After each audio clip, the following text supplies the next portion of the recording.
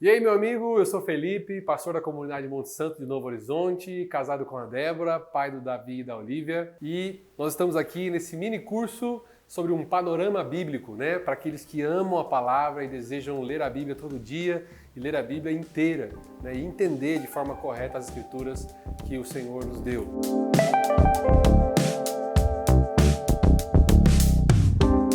Temos já 8 aulas gravadas para trás, então se você ainda não assistiu, volta lá para assistir, para você entender o panorama por completo.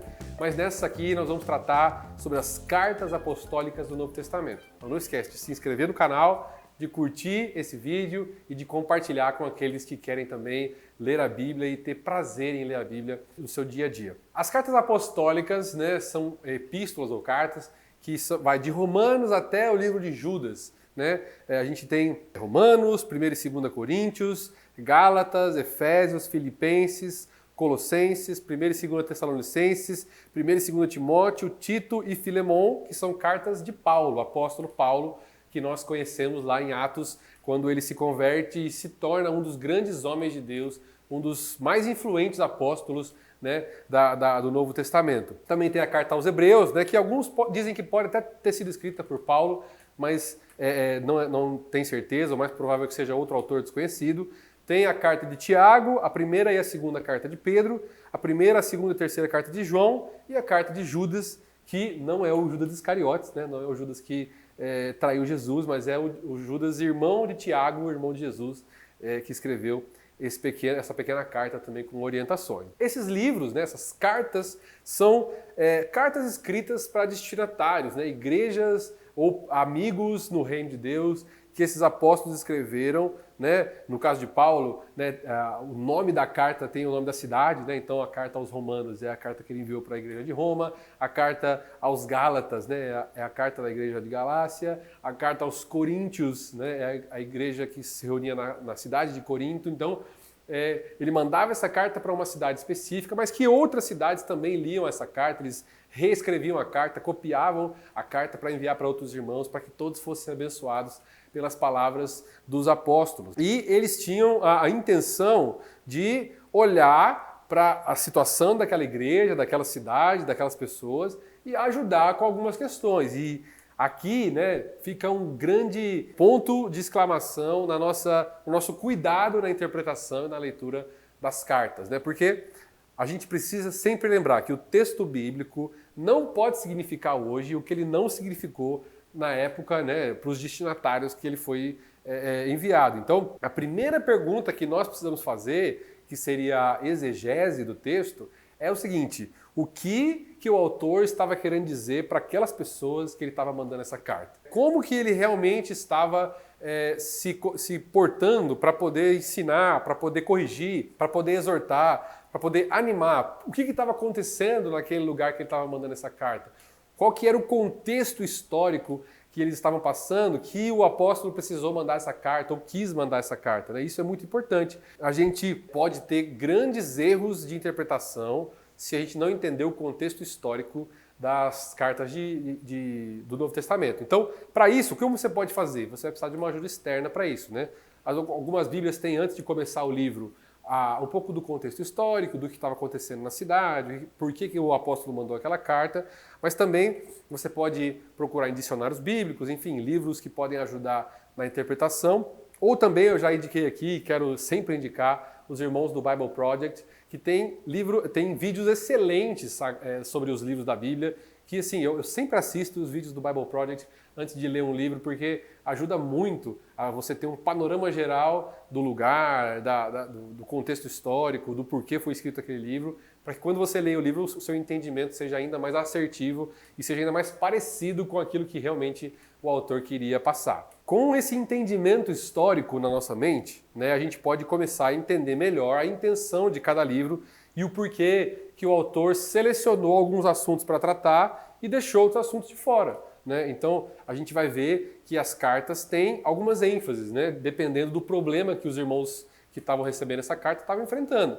Paulo é muito claro em algumas cartas de ele ser um pouco mais, né, por exemplo, na primeira carta aos Coríntios, Paulo estava meio bravo com os irmãos, porque ele ouviu alguns assuntos, algumas coisas, ouviu algumas histórias, recebeu alguns questionamentos dos irmãos de Corinto e ele estava meio bravo. Ele estava dando uma corrigida nos irmãos lá de Corinto. Já quando Paulo escreve aos Filipenses, Paulo estava muito mais feliz, muito mais alegre, incentivando, né, aqueles que eram seus amigos. Ele fala, tenho saudade de estar com vocês. Então, isso tudo tem que ser considerado quando nós estamos interpretando e estamos lendo um texto para a gente, né, não cair numa cilada de entender errado, interpretar errado. Então, quando nós lemos as cartas, é muito legal porque, de forma muito clara, né, a gente consegue olhar para uma orientação que o apóstolo está dando para aquela igreja e, dentro de um contexto parecido com o nosso, a gente pode aplicar diretamente para nós. A gente pode entender, poxa, nós precisamos realmente amar mais uns aos outros,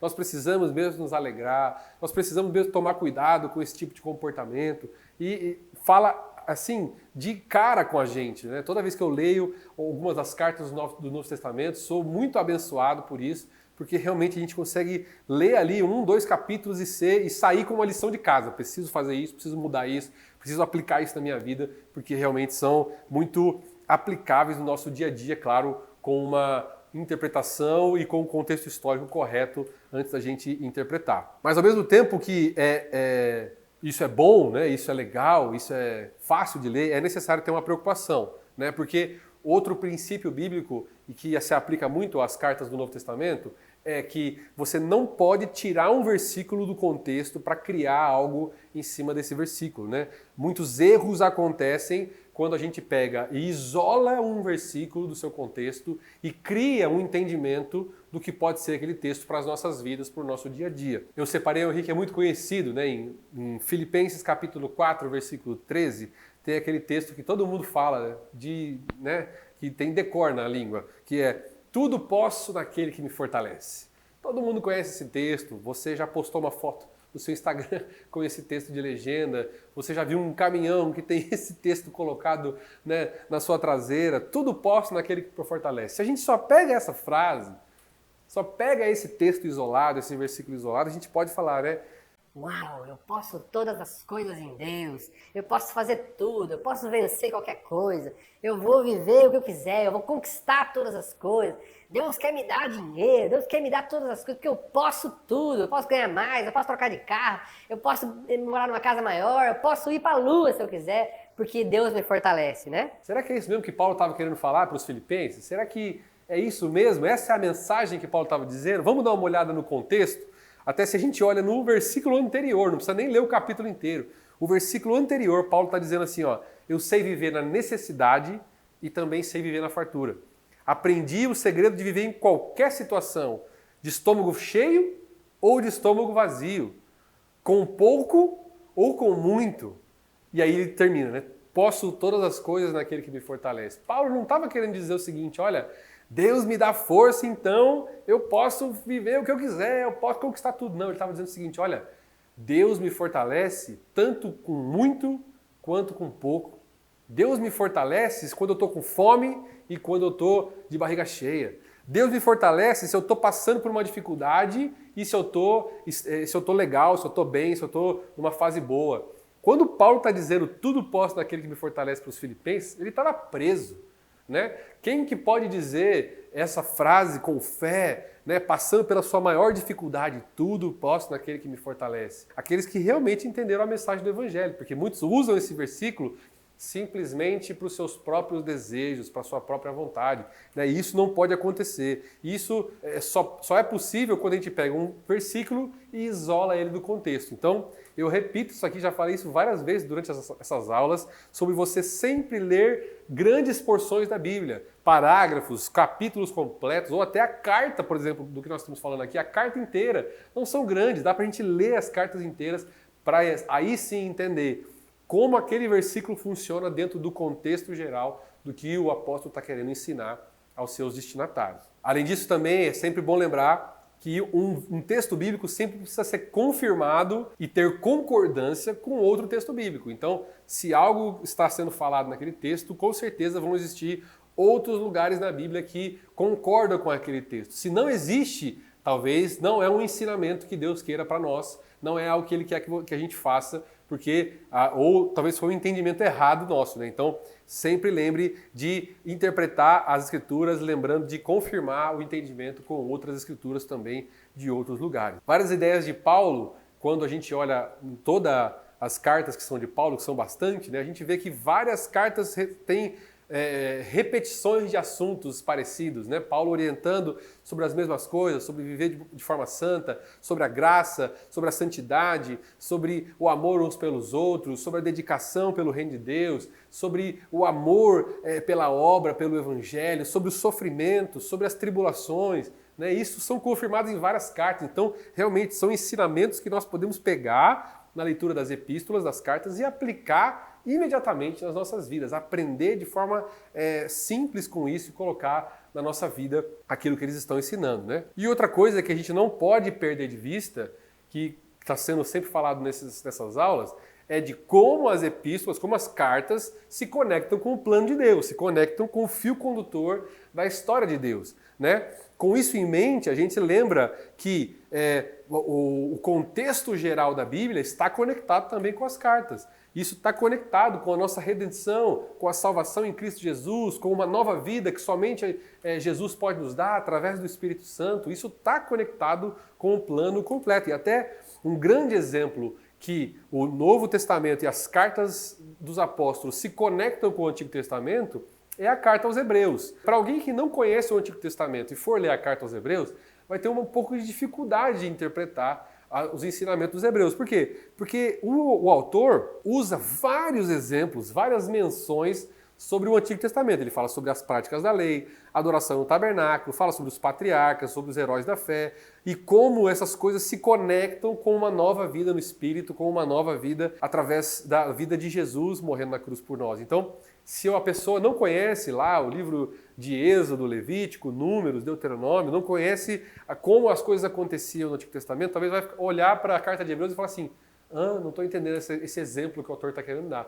E, de novo, está tudo conectado, está tudo sendo explicado dentro de um contexto total da palavra. Outra coisa que também Hebreus faz é citar salmos, né? Citar profetas, citar cumprimentos de profecias e de promessas de Deus, do povo judeu, né? Até existe um paralelo que o autor faz entre Cristo e o sumo sacerdote do tabernáculo lá de Moisés, né? Então, tudo isso está conectado porque as cartas também estão conectadas no plano eterno de Deus, no plano que liga a Bíblia de Gênesis a Apocalipse. Enfim, para que a gente tenha um entendimento mais assertivo, é preciso conhecer a palavra como um todo. É preciso saber onde o povo estava, como o povo se comportava para agora, na nova aliança, através de Cristo, através do Espírito Santo, como que os apóstolos estão orientando os discípulos de Jesus a viverem uma nova vida com Deus. Do mais, né, as epístolas, as cartas são muito prazerosas de ler, né? Tem muito ensinamento prático que dá para você ler e você aplicar no seu dia de forma rápida, né? Então, tendo o cuidado de ler, pensando sempre dentro do contexto original, sempre dentro do contexto histórico, e não criando qualquer tipo de entendimento baseado em um só versículo, mas sempre olhando, né, para o contexto, com certeza as cartas vão ser de grande valia, de grande crescimento espiritual para você e para todas as pessoas que lerem as epístolas. É isso, essa é o nosso penúltimo vídeo, daqui a pouco sai o último que fala sobre Apocalipse, então se você está gostando dessa série, compartilha com alguém, curte, comenta aí o que está abençoando você e não se esquece de inscrever e curtir esse vídeo. Que Deus te abençoe.